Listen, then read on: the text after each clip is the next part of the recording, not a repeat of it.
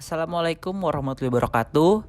Hari ini kelompok 9 akan mempresentasikan materi tentang masa revolusi Indonesia pada tahun 1945 hingga 1950. Nama saya Muhammad Iksan Al-Fahri dan dua teman saya, Yusuf Faisal dan Mutiara Rahmi.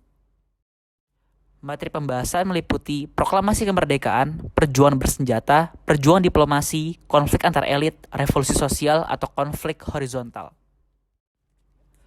Apa itu revolusi Indonesia?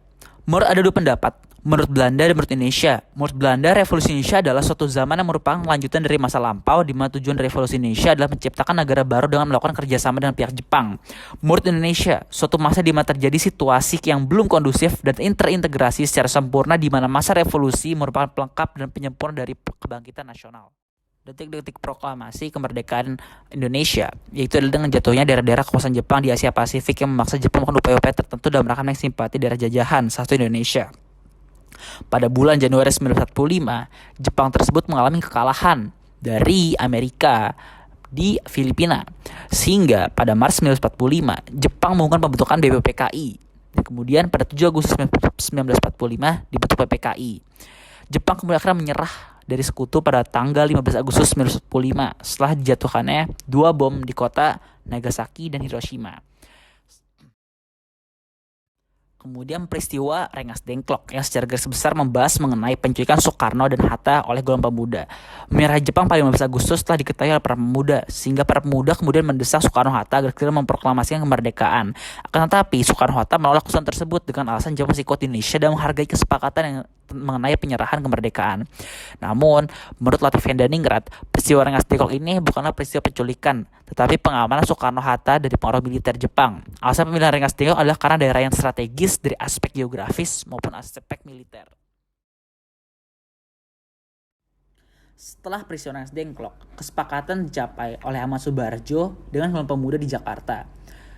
Rombongan Soekarno-Hatta tiba di Jakarta pukul 23.00 waktu Indonesia Barat, 16 Agustus 1945. Penulisan teks proklamasi dilakukan di Rumah Laksamana Meda, di mana teks tersebut ditulis oleh Soekarno, Hatta, dan Ahmad Subarjo. Kalimat pertama proklamasi merupakan saran dari Ahmad Subarjo, sedangkan Hatta mengatakan bahwa kalimat pertama ini merupakan kemauan bangsa Indonesia dalam bentuk nasib. Pada 17 Agustus 1945, pukul 4 pagi, Soekarno membuka pertemuan dini hari dan naskah proklamasi kemudian diketik oleh Sayuti Melik. Setelah jadi, Soekarno dan Hatta langsung menandatangani teks tersebut. Maka telah sepakat untuk memproklamasikan kemerdekaan bangsa Indonesia di rumah Soekarno, Jalan Pegangsaan Timur nomor 56 pada pukul 10.00 atau waktu Jawa versi lain. Menurut Hatta berpesan bahwa para pemuda yang bekerja sebagai pekerja pers dan kantor berita untuk memperbanyak naskah proklamasi dan menyebarkan ke seluruh dunia. Tepat pukul 10 siang, Soekarno dan Hatta atas nama bangsa Indonesia membacakan proklamasi kemerdekaan. Pasca proklamasi kemerdekaan, ada 3 sidang yang sangat penting, yaitu sidang PPKI 18 Agustus, 19 Agustus, dan 22 Agustus. Sidang 18 Agustus membahas tentang menetapkan dan mengesahkan UUD 45, mengangkat Soekarno dan Hatta sebagai presiden dan wakil presiden, bentuk komite nasional yang bertugas membantu presiden sebelum dibentuknya DPR. 19 Agustus menetapkan 12 kementerian yang bertugas membantu presiden, membagi wilayah Indonesia menjadi 8 provinsi, dan ada usulan untuk bentuk BKR.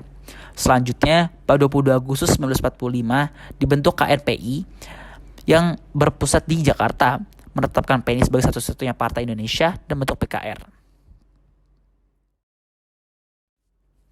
Kemudian, penyebar berita proklamasi kemerdekaan terdapat 4 media, radio, surat kabar, kantor berita Yoshima, dan media lain. Radio. 17 Agustus 1945, Syahrudin berhasil memasuki ruang siaran radio Hoso Kanri Kyoku atau sekarang Radio Republik Indonesia. Tepat pukul 7 malam, teks proklamasi kemerdekaan berhasil disiarkan oleh M. Yusuf Rono Dipuro, Bakhtiar Lubis, dan Suprapto. Ada tokoh-tokoh yang berperan besar dalam menyiarkan berita proklamasi. Kemudian surat kabar. Suara Asia yang terbit di Surabaya, Cahya yang terbit di Bandung adalah surat kabar pertama yang menyiarkan berita proklamasi kemerdekaan Indonesia. Suara Asia menerbitkan berita proklamasi kemerdekaan pada 18 Agustus 1945. Meski kondisi waktu itu Jepang melarang agar media tidak memuat tentang pergerakan, apalagi proklamasi kemerdekaan. Namun para pemuda yang berjuang pers seperti ada Malik, Sayuti Melik, Sultan Syahrir, BM Diah, Ki Dewantara berhasil menyebarluaskan berita proklamasi. Kemudian kantor berita Yoshima, di mana kantor Yoshima ini, Syahrudin berhasil menyampaikan sintetis proklamasi kepada Daidan B. Palenewan. Kemudian dilanjutkan kepada F. Hus, seorang makronis atau petugas telekomunikasi di kantor berita tersebut yang segera diudarakan. Orang Jepang kemudian masuk dan marah-marah setelah mengetahuinya. Namun, tetap saja berita proklamasi dapat disebarluaskan ke seluruh penjuru dunia. Selanjutnya adalah media lain, di mana media lainnya merupakan bentuk seperti pamflet, poster, spanduk, kemudian juga tembok-tembok, mural di gerbang kereta api, dan lain sebagainya.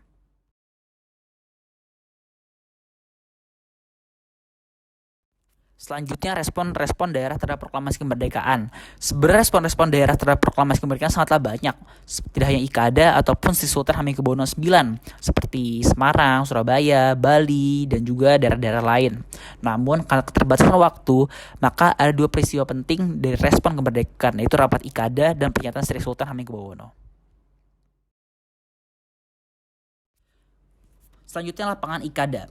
Rapat akbar yang dilaksanakan di IKADA atau Monas pada 19 September 1945 yang pada saat itu sekitar 300 jiwa memenuhi lapangan dengan menggunakan pakaian merah putih.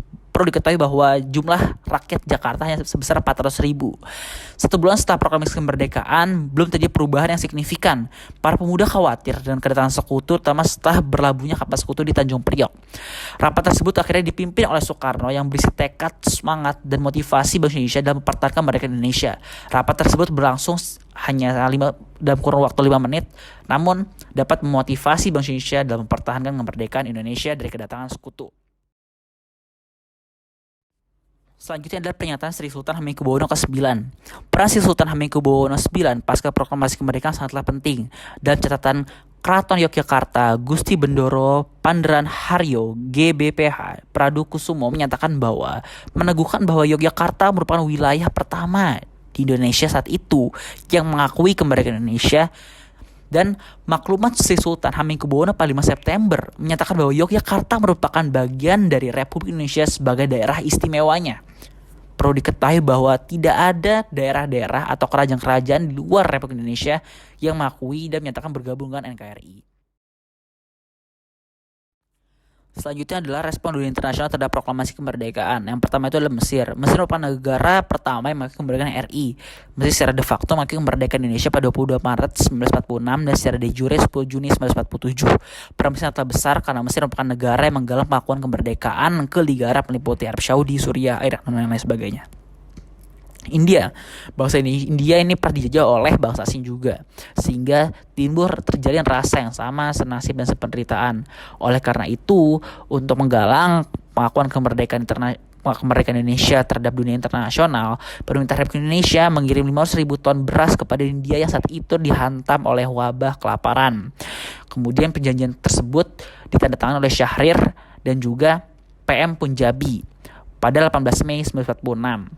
Kesepakatan ini sebenarnya adalah barter antara Indonesia dan India meliputi obat-obatan. Namun, tujuan lain di balik semuanya adalah untuk menembus blokade Belanda. Kemudian adalah Australia. Australia ini diawali dengan inisiatif dari Partai Komunis Australia, di mana 20 September 1946, seluruh pelabuhan Australia ini melarang pemuatan kapal-kapal Belanda. Juga pada 26 September 1946, Dewan Federasi ini melakukan pemogokan dan pemberontakan di kantor-kantor diplomatik Belanda dan juga kantor-kantor dagang di Belanda. Juga perlu diketahui bahwa 31 Juli 1997, India dan Australia ini mengajukan masa Indonesia ke PBB. Dan juga 20 Agustus 1947, Australia berhasil meyakinkan PBB bahwa Indonesia memiliki kedudukan yang sama dan sederajat antara Indonesia dan Belanda. Kemudian kita masuk dalam pertempuran. Perlu ketahui bahwa tidak semua pertempuran di masa revolusi saya masukkan, karena kurang lebih terdapat 27 pertempuran pada masa revolusi. Yang pertama, pertempuran Surabaya. Diawali dengan insiden bendera di Hotel Yamato pada 19 September 1945. Salah seorang tentara Belanda menurunkan bendera merah putih lalu menggantinya dengan bendera Belanda. Hal ini menimbulkan kemarahan rakyat Surabaya. Arek-arek Surabaya menurunkan bendera Belanda dan merobek ke warna biru agar menjadi warna merah putih. Selain peristiwa tersebut, ada peristiwa sangat besar, yaitu peristiwa 10 November, di mana 25 Oktober 1945, sekutu datang di bawah pimpinan AWS Malabi. Terjadi peperangan dan pertempuran antara arek Surabaya terhadap sekutu yang menyebabkan Jenderal Awes Malabi tersebut meninggal sehingga membuat sekutu marah dan akhirnya memberi ultimatum yang diakhiri dengan pertempuran pada 10 November 1945. Pertempuran tersebut ditetapkan sebagai Hari Pahlawan. Juga jika kita lihat terdapat seorang tokoh yaitu adalah Bung Tomo, yang mana dia adalah tokoh yang membakar semangat rakyat Surabaya pada masa pertempuran 10 November. Pertempuran Ambarawa atau Palang Ambarawa. Pertempuran Ambarawa ini karena ada penindasan dan teror terhadap penduduk Magelang yang menimbulkan perlawanan dari TKR. Perlawanan ini dimulai sejak 23 November 1945 hingga 12 Desember 1945 dengan pimpinan Imam Adrongi dan Letkol M. Sarbini. Pertempuran Ambarawa ini berhasil memukul mundur pasukan Sekutu dan Ica ke Ambarawa. Letkol Isdiman, Marius Soeharto, dan Kolonel Sudirman juga ikut terlibat dalam pertempuran Ambarawa. Pasukan Sekutu dan Ica yang terdesak pada tanggal 15 Desember 1945 akhirnya mendirikan daerah Ambarawa dan menandai berakhirnya pertempuran Ambarawa. Untuk mengenang peristiwa ini, maka 15 Desember diperingati sebagai Hari Infanteri Nasional. Bandung Lautan Api. Bandung Lautan Api pada Oktober 1945, pasukan Sekutu dan Ica yang datang serta melakukan pendudukan terhadap kota-kota Bandung. Pasukan Sekutu dan Ica ini segera melakukan ultimatum kepada rakyat Bandung untuk menyerahkan senjata milik mereka sehingga memicu kemarahan. Pertempuran bersenjata kemudian berlangsung kurang lebih selama November hingga Maret 45 hingga 46. Puncak pertempuran ini pada 23 Maret 1946 di mana pihak Sekutu dan Ica mengeluarkan ultimatum untuk mengosongkan kota Bandung. Komandan Divisi 3 Siliwangi Ahan Nasution bersama pemuda mengambil inisiatif untuk mengosongkan kota Bandung dan membakar seluruh kota beserta infrastruktur penting pemerintahan ataupun militer pada 24 Maret 1946. Salah satu tokoh yang berperan penting namun gugur adalah Om Muhammad Toha, yang mana dia berupaya untuk meledakkan gudang misiu milik Nica di Bandung Selatan. Medan Area.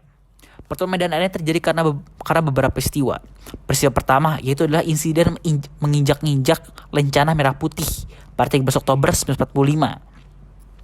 Para pemuda Indonesia marah kemudian menyerang kota tersebut sehingga menimbulkan banyak korban. Dan beberapa sumber dikatakan bahwa tidak diketahui siapakah yang menginjak lencana merah putih tersebut. Apakah merupakan orang Nica, Sekutu, atau Indonesia asli.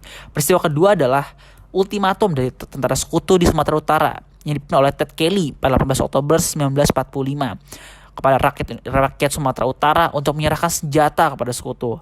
Hal ini memicu perlawanan antara rakyat Medan dengan Sekutu. Terlebih pada 1 Desember 1945, pihak Sekutu memasang papan-papan yang bertuliskan Fixed Boundaries Medan Area di berbagai sudut pinggiran kota Medan. Puputan Margarana. Perlawanan ini muncul di bawah pimpinan I Gusti Ngurah Rai dibantu TRI Laut Kapten Markadi. Pada masa itu Indonesia telah menyepakati perjanjian Linggarjati di mana secara de facto wilayah Indonesia hanya terdiri dari Sumatera, Jawa, dan Madura. Ngurah Rai tetap berusaha untuk mengusir Belanda dari Bali dan melakukan long march dan bergerilya melawan musuh. Puncak serangan pasukan Belanda ini terjadi pada 20 November 1946. Pasukan Belanda mengepung desa Margar, tempat I Gusti Ngurah Rai bersembunyi. Walaupun terdapat ketidakseimbangan kekuatan antara tentara Indonesia dan Belanda, Ngurah Rai tetap bertempur hingga tidak penghabisan. 29 November 1946, Ngurah Rai gugur dalam pertempuran melawan Belanda. Pertempuran sengit antara Belanda dan tentara Indonesia di Bali dikenal dengan Perang Puputan atau Perang Habis-habisan. Selanjutnya adalah agresi militer. Militer 1 dan Militer 2. Agresi Militer 1 merupakan operasi Belanda di Jawa dan Sumatera pada 21 Juli 1947 hingga 5 Agustus 1947. Letnan Gubernur Jenderal Johannes van Mook menyebut aksi militer ini dengan istilah Operasi Produk. Van Mook menegaskan bahwa hasil perundingan Linggarjati ini secara resmi disepakati pada 25 Maret 1947 ini tidak berlaku lagi. Tujuan utama agresi militer Belanda adalah merebut daerah-daerah perkebunan yang kaya dan daerah sumber-sumber daya alam, terutama minyak. Fokus serangan Belanda ini terdapat di 3 tempat, Sumatera Timur, Jawa Tengah, dan Jawa Timur. Pada 31 Juli 1947, masa agresi ini kemudian dibawa ke Dewan Keamanan PBB, sehingga PBB kemudian merespon dengan mengeluarkan resolusi 1 Agustus 1947 yang isinya menyuruhkan agar konflik dihentikan. Selanjutnya adalah agresi militer Belanda 2. Agresi militer Belanda 2 ini terjadi 19 Desember 1948. Diawali dengan serangan terhadap Yogyakarta ibu kota Indonesia pada saat itu, serta penangkapan tokoh-tokoh penting, Soekarno, Maut Hatta, Syahrir, dan lain sebagainya. Latar peristiwa ini adalah karena kegagalan PBB dalam menyelesaikan konflik antara Belanda dan Indonesia melalui jalur perundingan. Penyerbuan tersebut di Republik Indonesia meliputi Jawa dan juga Sumatera. Penyerbuan ini disebut juga sebagai aksi polisional Belanda, yaitu usaha Belanda sebagai polis. Tujuan dari agresi militer Belanda ini ada juga ingin menghancurkan Republik Indonesia dan juga tentara Indonesia. Namun agresi militer Belanda ini, yang kedua ini kemudian dapat dipadamkan atau dapat dikalahkan oleh tentara Indonesia di bawah pimpinan Soeharto, yaitu Seranum 1 Maret yang menduduki kota Yogyakarta selama 12 jam. Oke, sebab digunakannya diplomasi dalam masa revolusi Indonesia ada dua. Yang pertama, konflik yang terus berlanjut. Yang kedua, keadaan politik Indonesia setelah kemerdekaan. Setelah proklamasi Indonesia berlangsung, belum bisa dikatakan bahwa Indonesia itu telah merdeka sepenuhnya.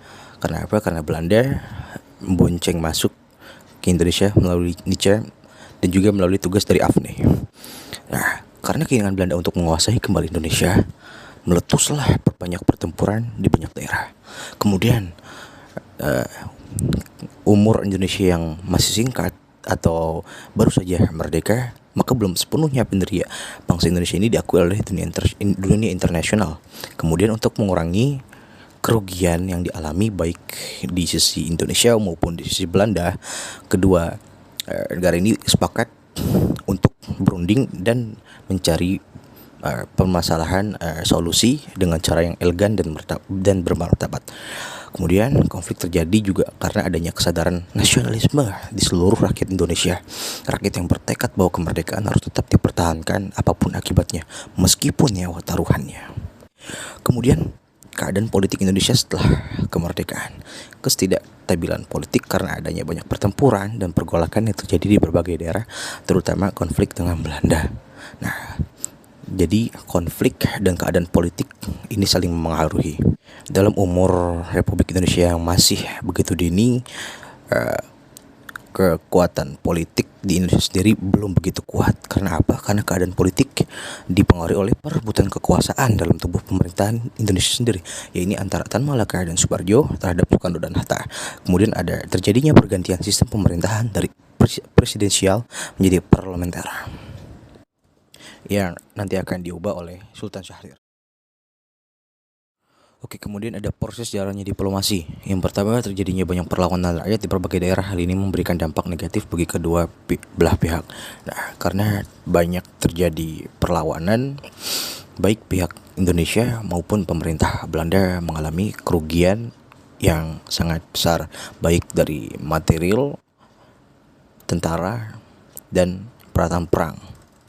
Kemudian karena hal itu timbullah keresahan pada pihak kolonial Belanda di Indonesia karena tidak ada habis-habisnya dalam melawan perjuangan fisik dari rakyat yang terus bermunculan. Kemudian Dr. H.J. Van Mook itu bersama direktur kabinetnya berinisiatif menawarkan perundingan untuk menyelesaikan konflik di Indonesia. Hal ini juga disebabkan oleh dua hal tadi yang sebelum saya bilang. Kemudian Soekarno dan Hatta mendengar inisiatif dari Van Mook bersedia berunding dengan pemerintah Belanda jikalau Belanda mau mengakui kemerdekaan Indonesia secara de facto. Nah, mendengar kemauan dari Soekarno dan Hatta tersebut, para petinggi pemerintahan Belanda pun juga tidak mau menerima apa yang Soekarno dan Hatta inginkan. Mereka juga keras kepala dengan tidak mau mengakui kemerdekaan Indonesia.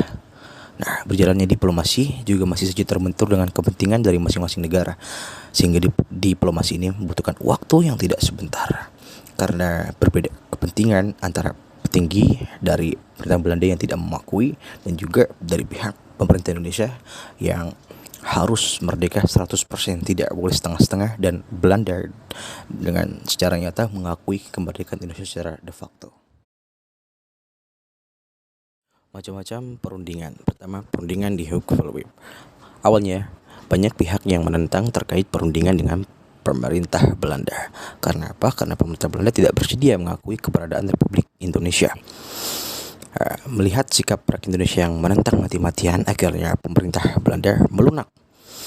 Perubahan sikap pemerintah ini diakibatkan karena banyaknya perlawanan rakyat di berbagai daerah. Kemudian baik dari pihak Indonesia dan Belanda sama-sama dirugikan apabila adanya perundingan ini. Karena apa? Karena sikap yang keras kepala dari petinggi dan Belanda dan perbedaan pandangan pada elit yang ada di Indonesia.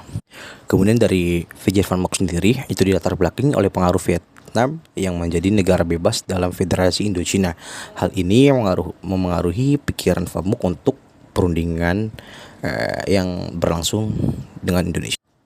Dan yang sangat disayangkan, perundingan yang berlangsung dari 14 sampai 25 April 1946 tidak menghasilkan apa-apa atau bisa dibilang gagal total.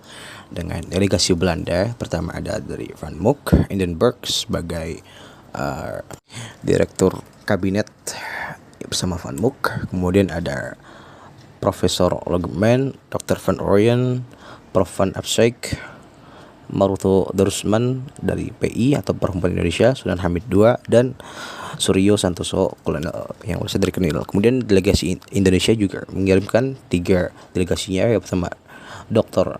Sudarsono, Menteri Dalam Negeri, yang kedua ada Mr. Suwandi, Menteri Kehakiman, serta yang terakhir Mr. Pringodigo atau Sekretaris Kabinet. Perundingan ini sebenarnya telah mencapai kesepakatan, tetapi ternyata menimbulkan pertentangan di negeri Belanda. Pemerintah Belanda dan kabinet tidak menyetujui isi pernyataan atau persetujuan tersebut. Belanda menentang disejajarkan kedudukannya dengan Indonesia. Hal ini akan mempengaruhi pemilihan umum yang sedang diadakan di negeri Belanda. Bahkan banyak golongan politik di Belanda yang menentang diadakannya perundingan dengan Indonesia. Kelompok terbesar dalam pemilu tersebut ada 2 partai, yaitu kelompok Katolik dan Partai Sosialis. Keduanya dihadapkan pada pemecahan masalah dan solusi bagi perundingan dengan pemerintah Indonesia. Apalagi dalam hal ini kelompok religius atau agama yang tidak mau adanya perundingan dengan Indonesia. Nah, hanya karena masalah perbedaan isi antara protokol yang diperdebatkan oleh Mr. Suwandi dan juga Skarholm maupun Prof. Lockhart Hahn, yang isi dan naskah dari persetujuan tersebut sangatlah berbeda. Nah, dengan hal ini perundingan ini telah dinyatakan setengah gagal karena tidak semua naskah memberikan penyelesaian antara kedua belah pihak. Dalam hal ini Belanda akhirnya memberikan pengakuan de facto atas Republik Indonesia hanya dengan Pulau Jawa dan Madura, tetapi tidak dengan Pulau Sumatera. Kemudian di Belanda sendiri dibentuk Komisi Jenderal dalam rangka menyatukan partai pada pemilihan umum tadi dalam rangka meneruskan perundingan. Dan Inggris pun menganjurkan kepada Belanda untuk segera berunding kembali agar saat pemulangan tentara Inggris dapat dilakukan dalam situasi yang damai dan tidak ada peperangan atau pertempuran yang terjadi kepada Inggris. Oke, kemudian ada perundingan Linggarjati. Perundingan ini menjadi kelanjutan dari perundingan sebelumnya yang menemui kegagalan. Kemudian dilaksanakan di Kuningan, Jawa Barat, dan menghasilkan beberapa kesepakatan yang berbentuk naskah pada tanggal 15 November 1946. Indonesia dipimpin oleh delegasi Syahrir, kemudian ada Aka Gani, Susanto Titropojo, ada Muhammad Rom, Mr. Amir Syarifuddin cadangan, dan Dr. Sudarsono dan Dr. J. Leimana sebagai cadangan juga. Kemudian di pihak Belanda ada Komisi Jenderal yang dipimpin oleh Prof. Skarholm. Kemudian ada kedua Max van Paul, ada F. de Boer, dan yang terakhir yang tentu saja Van Mock. Kemudian ada delegasi Inggris selaku penanggung jawab dan mediator, dan penengah diwakili oleh Lord Killian. Kemudian dari hasil perundingan tersebut ada 4 poin. Yang pertama, Belanda mengakui secara de facto wilayah Republik Indonesia yaitu Jawa, Sumatera, dan Madura. Kemudian ada Belanda harus meninggalkan wilayah Republik Indonesia selambat-lambatnya tanggal 1 Januari 1949. Yang ketiga, Belanda dan Indonesia sepakat membentuk negara Republik Indonesia Serikat atau RIS. Yang kemudian RIS ini harus bergabung dengan Persemakmuran di bawah kerajaan Belanda. Dan dapat disimpulkan bahwa Perundingan Linggarjati sudah berhasil mewujudkan suatu naskah persetujuan antara pihak Indonesia dengan Belanda, sekalipun masih ada masalah-masalah yang akan dirundingkan kembali di Jakarta nanti. Nah, Perundingan Linggarjati selesai dan Komisi Jenderal menuju Cirebon untuk bertolak ke Jakarta, dan juga rombongan Syahrir juga kembali ke Jakarta. Nah, kembalinya Komisi Jenderal dari Linggarjati, persetujuan ditandatangani oleh kedua orang ketua delegasi di rumah kediaman Syahrir, Jakarta pada 15 November 1946. Oke, kemudian ada kegagalan Perundingan Linggarjati. Nah, kegagalan ini disebabkan oleh ketidakpuasan dari kedua belah pihak. Di Indonesia sendiri, ketidakpuasan ini menghasilkan munculnya kecaman dari pihak PNI dan Masyumi. Sementara di Belanda sendiri, kecaman muncul dari partai-partai Kristen, Protestan, dan juga Partai Kemerdekaan Demokrasi. Bahkan partai pemerintah pun muncul sebuah pemikiran keraguan tentang keefektifan dalam persetujuan Linggarjati, yang pada awalnya pun sempat tidak mau berunding dengan Indonesia. Belum satu hari dari persetujuan Linggarjati tersebut, pemerintah Belanda membuat rusaknya kepercayaan rakyat Indonesia dengan menduduki Bogor pada tanggal 16 November 1946. Tentara Kenil di bawah pimpinan Lindemann mengadakan penahanan di kalangan rakyat. Nah, walaupun Mr. Muhammad Roim yang segera menemui tentara Inggris berhasil memulihkan pemerintahan sipil di Bogor dengan bantuan Lord Killern dan delegasi Belanda, sehingga rusaknya kepercayaan rakyat. Nah, hal ini membuat rusaknya kepercayaan rakyat atas perjanjian Linggarjati. Nah, karena hilangnya kepercayaan Indonesia, membuat jalannya perundingan pun macet, sehingga kondisi ini membuat Belanda terpaksa melakukan serangan agresi militer pertama yang berlangsung pada 20 Juli sampai 4 Agustus 1947. Perundingan Renville. Nah, perundingan ini menjadi kelanjutan dari Perundingan Linggarjati dan Hauk-Slev yang berjalan begitu lama dan tidak menemui kesepakatan. Terjadi akibat serangan agresi militer pertama dan ditudukinya Bogor oleh Kenil dan dengan melakukan penangkapan terhadap rakyat. Kemudian perundingan ini juga dilakukan di atas kapal USS Renville. Perundingan dibuka pada 8 Desember 1947 di bawah pimpinan Hermans, wakil Belgia dalam Komisi 3 Negara. Indonesia dipimpin oleh Amir Syarifuddin dan Belanda dipimpin oleh Van Mook. Indonesia menunjuk Australia sebagai wakil, Belanda juga menunjuk Belgia sebagai wakilnya, dan Amerika ditunjuk oleh kedua negara tersebut. Di mana hasil perundingan ini ada 9 poin. Yang pertama itu pembentukan Republik Indonesia Serikat atau RIS segera dilakukan. Republik Indonesia merupakan negara bagian dalam RIS. Yang ketiga, Belanda tetap menguasai seluruh Indonesia sebelum RIS itu pun terbentuk. Yang keempat, wilayah Indonesia yang diakui Belanda hanya Jawa Tengah, Yogyakarta, dan Sumatera. Kemudian ada wilayah kekuasaan Indonesia dengan Belanda dipisahkan oleh garis demarkasi yang disebut dengan garis Van Mook. Kemudian ada tentara Indonesia yang ditarik mundur dari daerah-daerah kekuasaan Belanda, yaitu Jawa Barat dan Jawa Timur. Kemudian ketujuh, akan dibentuk Uni Indonesia Belanda dengan kepala rajanya disebut dari Belanda. Yang kedelapan, akan diadakan plebisit atau semacam referendum pemungutan suara untuk menentukan nasib wilayah dalam RIS. Yang kesembilan, akan diadakan pemilihan umum untuk membentuk Dewan Konstitusi RIS.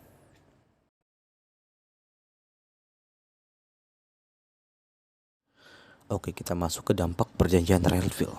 Perjanjian Renville ini sangat merugikan, yaitu dengan keharusan pindahnya ribuan divisi Siliwangi ke Jawa Tengah. Kemudian dengan kondisi perpolitikan Indonesia yang bertambah kacau dengan mundurnya Amir Syarifuddin pada 23 Januari 1940, di mana kebijakan kabinet Amir yaitu menerima persetujuan Renville yang sangat merugikan Indonesia, dan hasilnya pun ditolak oleh KNIP. Selain itu, partai-partai yang tergabung dalam kabinet Amir tidak menyetujui persetujuan gencatan senjata dan kebijakan yang dijalankan dalam perjanjian Renville. Kemudian ditambah dengan sempitnya wilayah Indonesia karena Belanda menguasai wilayah-wilayah yang sangat vital, terutama dalam penghasil pangan dan sumber daya alam. Karena hal itu, Belanda pun mencegah atau memblokade masuknya pangan, sandang, dan senjata ke wilayah Indonesia yang sangat memukul Indonesia sendiri. Kemudian setelah itu Belanda langsung mendirikan pemerintahan federal di Sumatera. Nah, hal ini yang membuat Indonesia sangat kecewa dengan Belanda.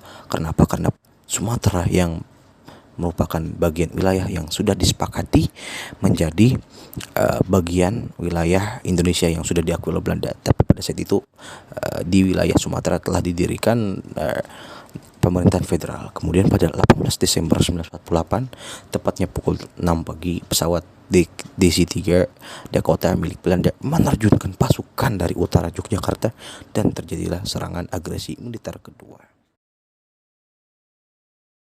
Kemudian ada perundingan Romroyen. Perundingan ini terjadi karena dikecamnya Belanda oleh dunia internasional yang harus membuat perundingan kembali diadakan. Karena apa? Karena Belanda dengan sengaja melancarkan serangan agresi militer kedua supaya Indonesia mau mengadakan perundingan dengan Belanda. Kemudian delegasi Indonesia yang diwakili oleh Muhammad Rom, sedangkan Belanda diwakili oleh Herman van Rooyen. Nah, perundingan ini mencapai kesepakatan pada tanggal 7 Mei 1949. Kemudian adapun isi dari perjanjian Romroyen bagi Indonesia sendiri yaitu memerintahkan pengikut RI yang bersenjata untuk menghentikan perang gerilya atau bisa dibilang membuat gencatan senjata. Kemudian yang kedua, bekerja sama dalam mengembalikan perdamaian dan menjaga ketertiban dan keamanan. Dan ketiga, turut serta dalam konferensi meja bundar di Den Haag dengan maksud untuk mempercepat penyerahan kedaulatan yang sungguh lengkap kepada negara Indonesia Serikat dengan tidak bersyarat. Dari perjanjian untuk Belanda sendiri, ya ini Belanda menyetujui kembalinya pemerintah RI ke Yogyakarta, kemudian menjamin penghentian gerakan militer dan membebaskan semua tahanan politik. Yang ketiga, tidak akan mendirikan atau mengakui negara-negara yang ada di daerah yang dikuasai oleh RI sebelum tanggal 19 Desember 1949 dan tidak akan meluaskan negara atau daerah dengan merugikan RI. Yang keempat, menyetujui adanya RI sebagai bagian dari negara Indonesia Serikat. Yang kelima, berusaha dengan sungguh-sungguh supaya konferensi meja bundar segera diadakan sesudah pemerintah RI kembali ke Yogyakarta. Kemudian ada perundingan KMB atau konferensi meja bundar. Setelah kemenangan politik telah dicapai oleh pihak Indonesia melalui naskah pernyataan dari Romroyen tanggal 7 Mei 1949, hasil perjuangan diplomasi yang tidak sia-sia. Kemudian Indonesia juga harus menghadapi perundingan KMB tersebut, yang bertujuan dari konferensi ini ialah menyelesaikan sengketa Indonesia dengan Belanda cepat dan seadil mungkin. Kemudian ada perundingan Indonesia dengan Belanda digelar di Bangka pada Maret 1949, dilaksanakan 2 kali juga di Yogyakarta dan di Jakarta pada tanggal 19 Juni dan pada 22 Juni pada tahun 1949. Kemudian tanggal 4 Agustus secara cepat dibentuk delegasi Indonesia yang diketuai oleh Mohatta, sementara Belanda diwakili oleh Van Maarscheveen. Kemudian hasil perundingan baru tercapai pada 2 November 1949. Kemudian pada 27 Desember pun acara penyerahan kedaulatan dilakukan di 2 tempat, di Jakarta dan juga di Belanda. Adapun dari itu, isi dari KMB ini terdiri dari 4 poin. Yang pertama, Belanda menyerahkan kedaulatan kepada Republik Indonesia Serikat pada akhir Desember 1949. Akan dibentuk Uni Indonesia Belanda. Dalam uni itu Indonesia dan Belanda tetap akan bekerja sama.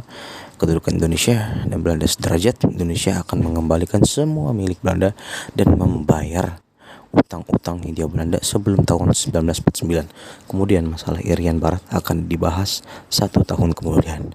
Nah, dari hasil perundingan KMB tersebut akhirnya tercapai dan dapat diterima serta dihormati oleh kedua negara. Dengan ini Indonesia mendapatkan pengakuan secara de facto dan de jure dari Belanda dan dunia internasional pada 27 Desember 1949, dan dalam waktu yang berjalan negara-negara warisan dari Van Mook pun dikembalikan kepada Indonesia.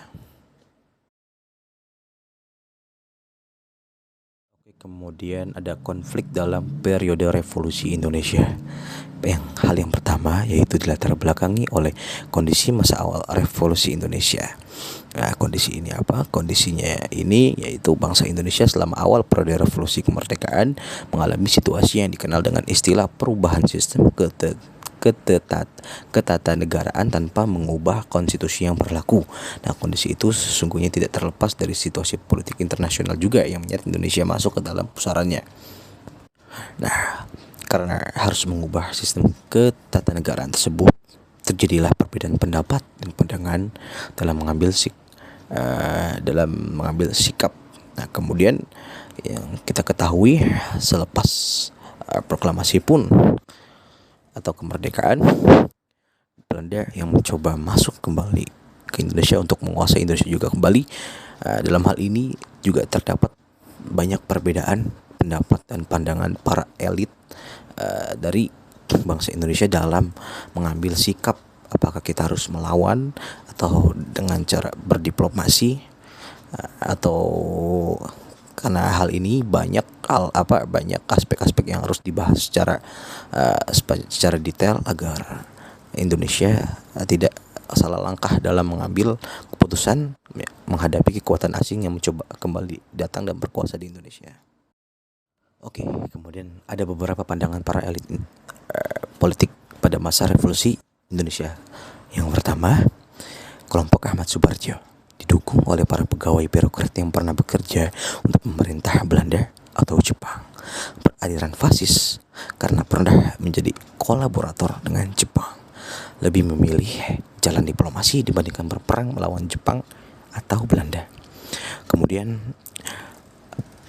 organisasi atau kelompok dari Ahmad Subarjo ini menjadi satu-satunya organisasi politik yang besar dan terorganisasi secara baik dan teratur di Indonesia sehingga dapat tumbuh dan berkembang dengan cepat.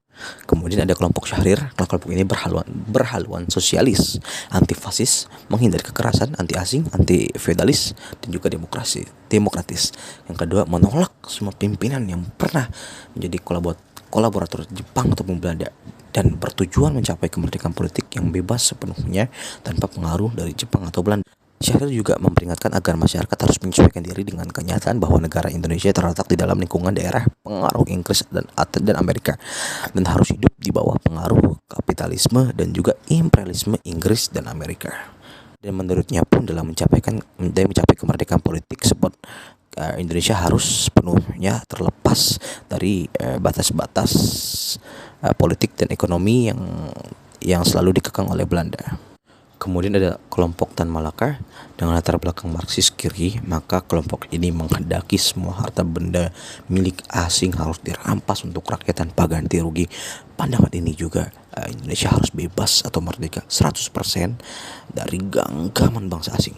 Dalam pandangan Tan Malaka, kemerdekaan baru akan tercapai jika Indonesia dapat membebaskan diri dari bangsa asing. Nah, dalam gerakannya juga Tan Malaka sempat membujuk Syahrir untuk bekerja sama untuk menjatuhkan Soekarno nanti. Oke, kemudian ada perubahan fungsi dan peranan KNIP, yaitu Komite Nasional Indonesia Pusat. Latar belakang dan rencana dilatar belakangi oleh perpecahan elit politik serta sebuah rencana untuk mengubah bentuk pemerintahan sistem presidensial menjadi sistem parlementer. Nah, berisikan rencana-rencana dari Syahrir ada 3 poin. Yang pertama, KNIP sebagai badan legislatif yang mempunyai kekuasaan perundang-undangan. Yang kedua, KNIP menjadi tempat kabinet bertanggung jawab secara langsung. Yang ketiga, berubahnya fungsi KNIP dari penasihat presiden menjadi parlemen.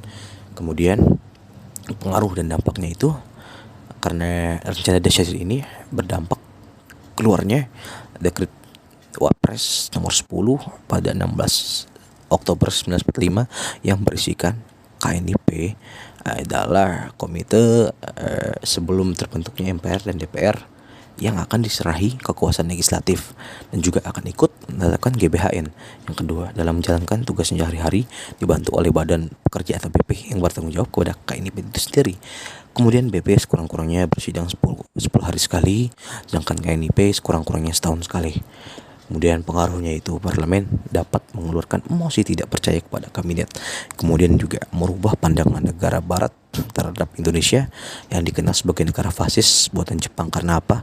Karena dengan adanya KNIP ini, Indonesia menjadi negara yang berdiri sendiri, mempunyai peraturan perundang-undangan sendiri, uh, yang karena parlementer, tidak fasis, tidak uh, tidak berkekuatan dari militer ataupun karena karena dipimpin oleh seorang yang sosialis atau yang demokratis.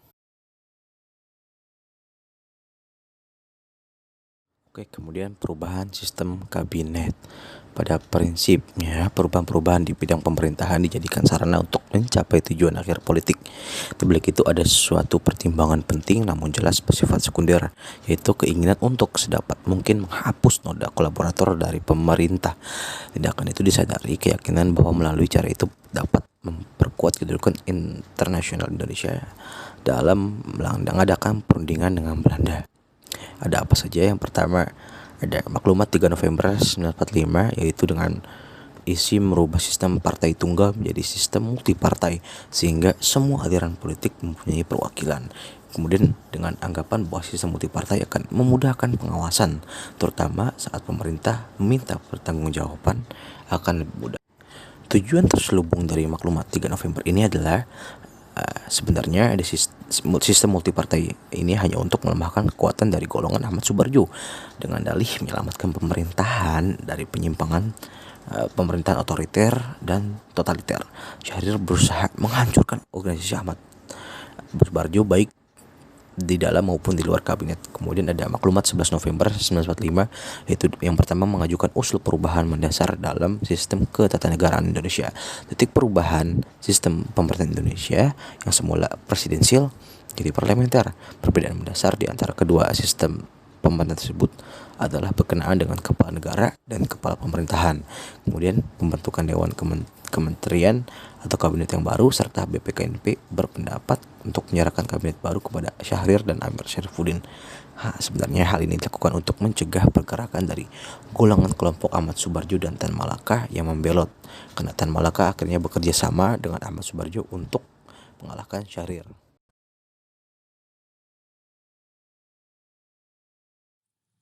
Pandangan elit politik dari Tan Malaka.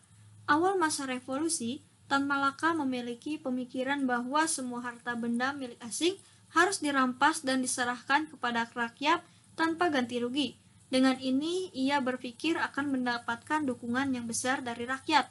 Manuver politiknya dimulai saat membujuk Syahrir untuk bekerja sama menjatuhkan Soekarno. Dengan rencana, ia sebagai presiden dan Syahrir sebagai perdana menteri dan memegang kementerian. Ia percaya dengan kekuatan kelompok bawah tanahnya Soekarni, namun Syahrir menolak dan berdalih bahwa Soekarno didukung oleh rakyat tidak semudah yang dibayangkan saat menjatuhkan Soekarno.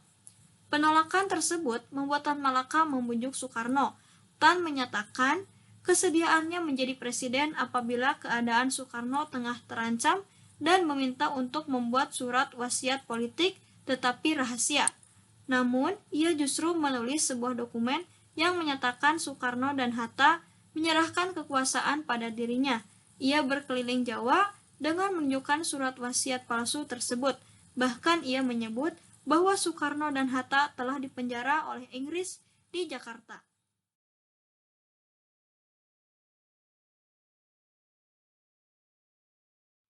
Adapun 3 tokoh yang memengaruhi konflik para elit bangsa Indonesia. Yang pertama adalah pemikiran revolusi Soekarno. Pada masa awal revolusi Indonesia, Soekarno dan Hatta memang memilih berdiplomasi dengan Jepang, meskipun dilakukan dalam rangka mencapai kemerdekaan Indonesia. Hal ini membuat Soekarno dituduh sebagai kolaborator Jepang dan tidak sedikit yang salah mengartikan maksud dari Soekarno tersebut. Pemikiran Soekarno juga dipengaruhi oleh beberapa pemikiran tokoh-tokoh di dunia seperti Mahatma Gandhi, Sun Yat-sen, Thomas Jefferson, dan lain-lain. Pemikiran Soekarno yang banyak didukung rakyat tidak membuat para elit mempunyai pandangan yang sama. Adapun buku mengenai revolusi belum selesai. Maksud dari revolusi belum selesai yaitu revolusi berjalan terus-menerus.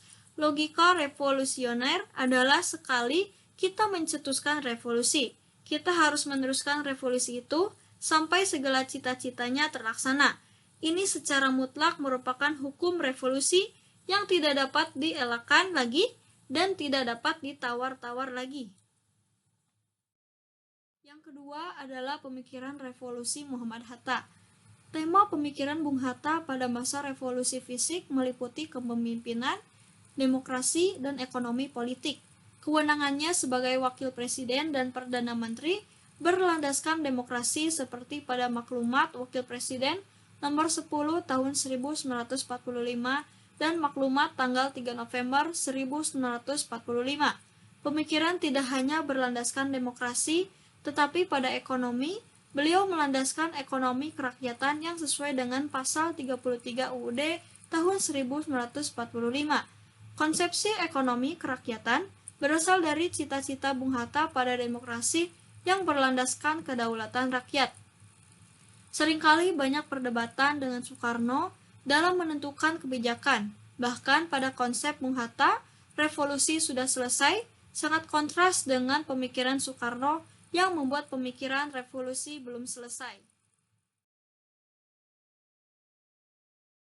Yang ketiga adalah pemikiran revolusi dari Syahrir, terutama pada seruannya kepada pemuda untuk bertanggung jawab dan berjuang dengan sepenuh jiwa revolusioner, menghindari kekerasan dan menghindari paham-paham dari pengaruh Inggris atau Amerika di Asia Tenggara, terutama kapitalisme dan imperialisme, mengarahkan pemerintahan kepada arah demokratis, non-fasis, dan non-feodalis. Dalam perpolitikan, Syahrir menyerukan untuk menolak semua pimpinan yang pernah menjadi kolaborator Jepang atau Belanda. Kepercayaan revolusinya ini mempunyai tujuan akhir, yaitu demokrasi. Revolusi Syahrir mewujudkan pembebasan Indonesia menjadi negara republik yang demokratis dan sosialis. Ia juga memperhitungkan kemungkinan terjadinya potensi otoriter dalam perjalanan revolusinya.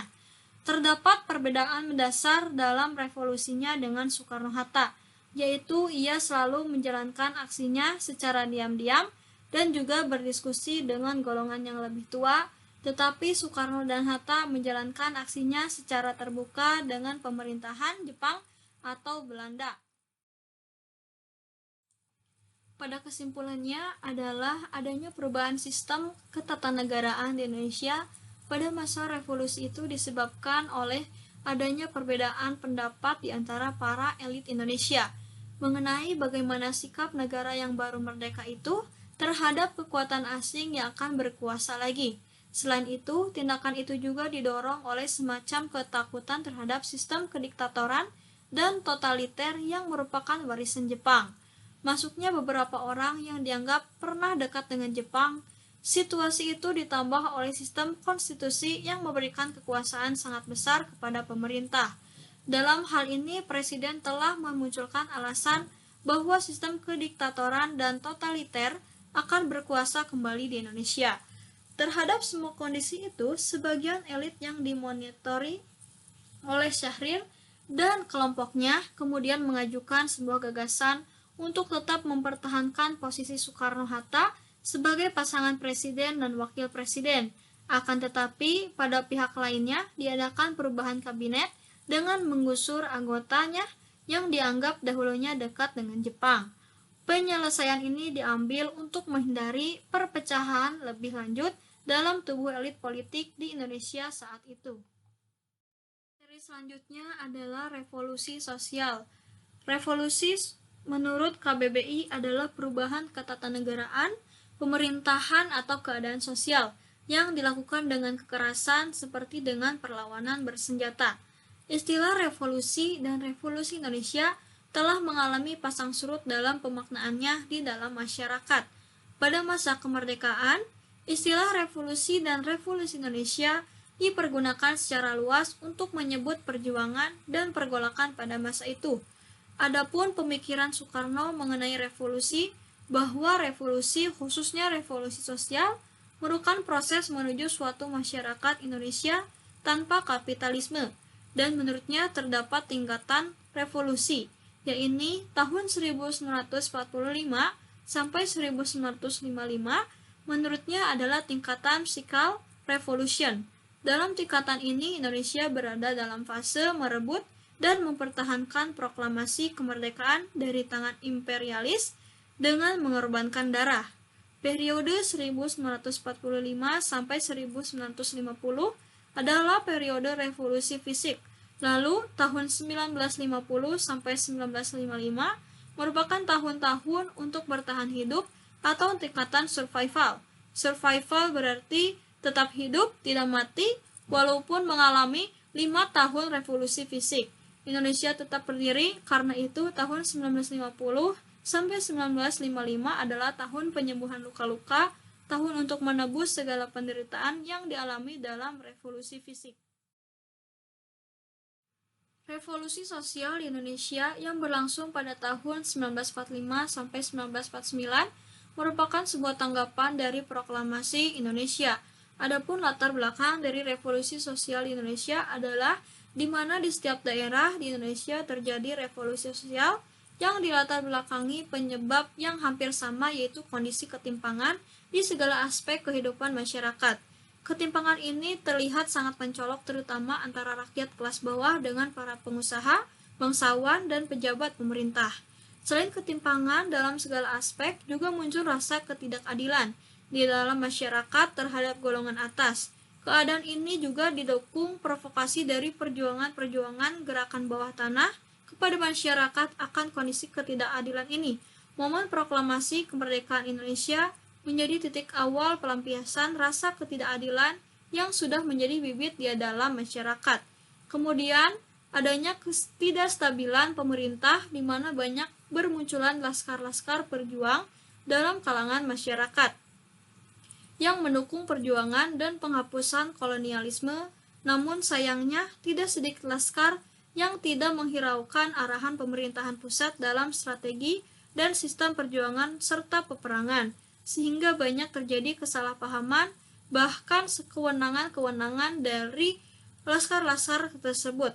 Kondisi pemerintah yang belum stabil, minimnya akses informasi, dan propaganda sekutu menjadi para pemimpin laskar-laskar di daerah ini mengambil tindakan sendiri, dan seringkali yang menjadi korban adalah warga sipil, terutama warga asing, keturunan campuran, pegawai pemerintahan kolonial, maupun keturunan bangsawan adat. Kemudian ada ciri dari revolusi sosial adalah berlangsungnya secara berbesar-besaran dan tiba-tiba dengan menggunakan kekerasan. Adapun peristiwa revolusi sosial di Indonesia pada tahun 1945 sampai 1949, di mana terjadinya pergolakan di daerah di Indonesia setelah tersebarnya berita kemerdekaan Indonesia.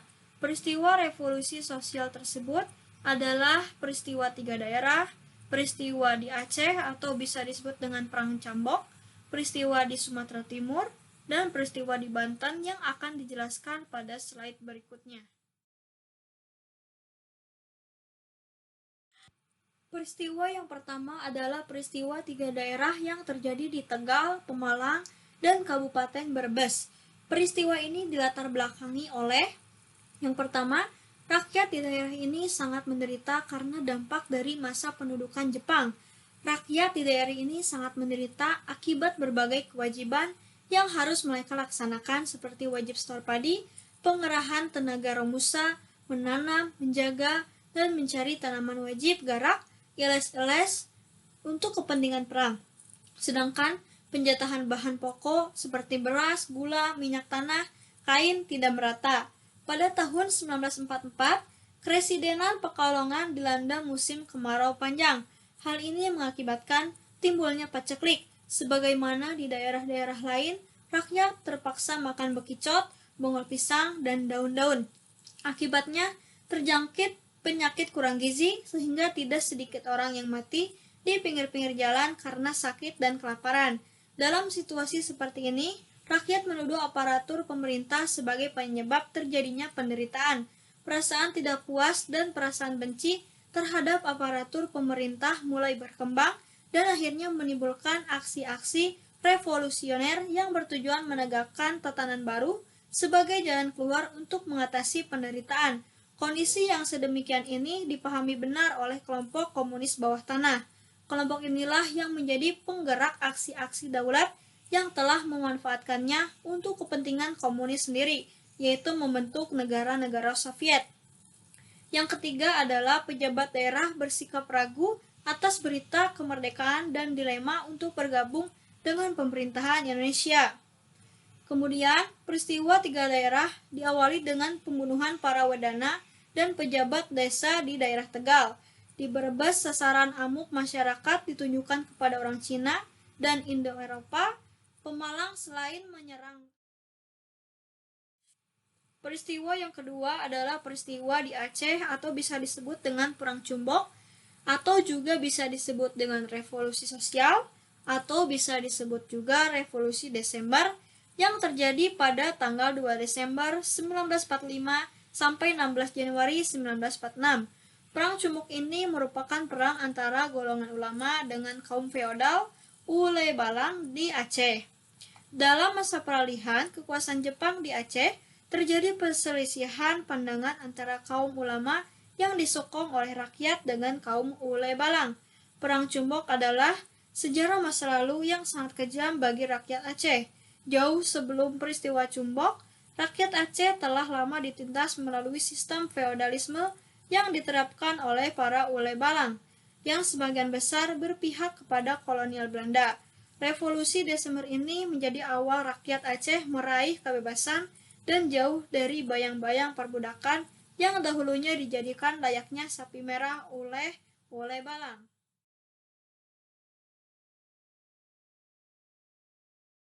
Peristiwa selanjutnya adalah peristiwa di Sumatera Timur yang terjadi pada tanggal 3 Maret 1946. Kondisi Sumatera Timur pada saat pasca proklamasi mengalami kekosongan kekuasaan di Sumatera Timur setelah Jepang menyerah. Kemudian penyebutan kembali Belanda yang diprakasai oleh beberapa sultan, ditambah lagi dengan datangnya sekutu menambah panas suasana dan suhu politik di Sumatera Timur.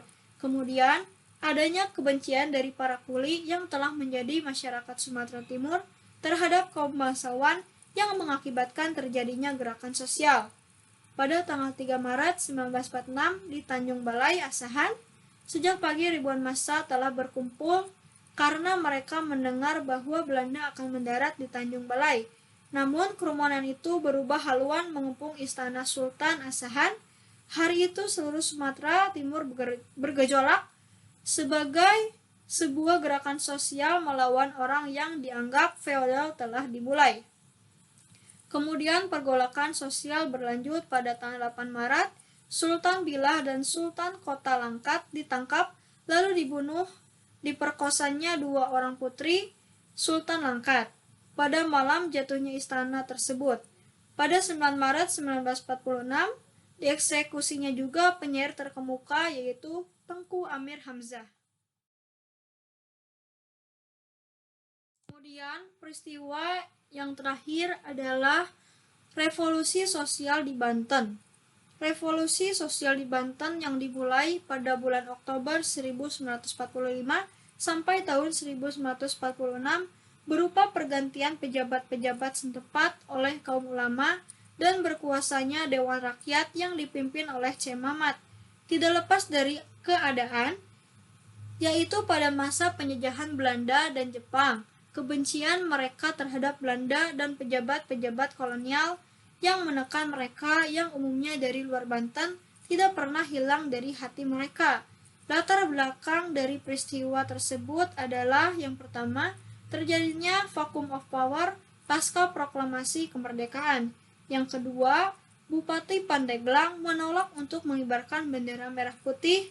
Dan yang ketiga adalah kalangan revolusioner ingin melanjutkan pemberontakan PKI tahun 1926 di Banten.